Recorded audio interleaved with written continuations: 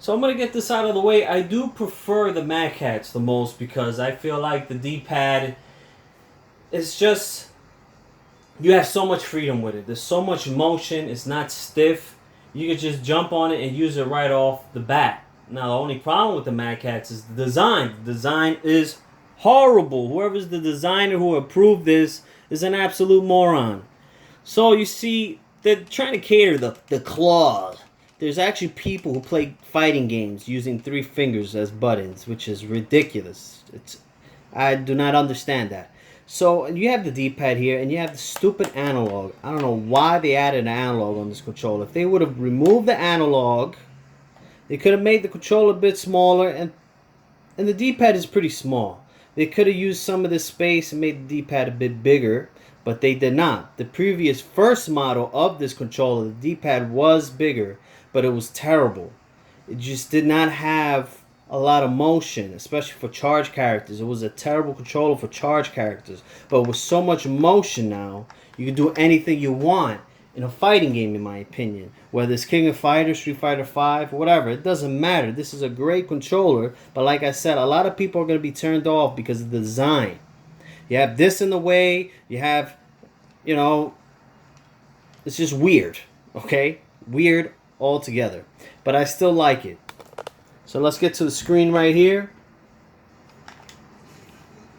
I'll try my best to show you guys what I'm doing here.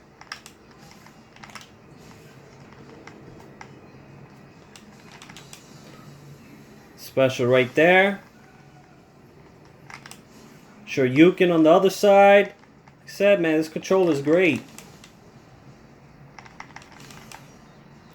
Now let's get back to the Hori. And now it comes down to the Hori, as this will be a fan favorite for everyone because of the design. The design is very simple. You can hold the controller perfectly fine. You don't have to worry about an analog. You don't have to worry about anything. The design is simple. Now the only thing with the D-pad is it's very stiff. But with heavy usage, things will eventually get better. It'll feel smoother. It'll feel better. But I just don't feel like I have more freedom like I do with the Mad Catz. But this controller, in general, would be perfect for anybody who just wants to pick up a fighting game and have a simple 6-button pad. And this is it. And it's very affordable. I believe it's only $30. And this is the way to go for someone who doesn't have to worry about this ugly, disgusting design. They don't have to worry about it. And you have giant hands and giant sausage fingers. The D-pad will be a turn-off for you. But for this makes more sense for you. Sorry about that. Let's log in real quick. Did it on that side. Let's throw Hadouken on this side. I guess not. Shoryuken.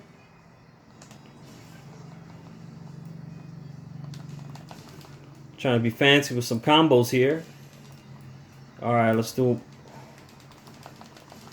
Alright, I guess I couldn't throw the... Alright, there we go.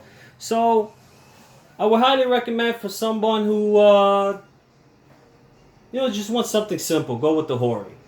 But if you really want full motion control and freedom, this is the way to go. Just don't buy the first controller. That is a piece of garbage. The D-pad is horrible. You want the new and improved D-pad.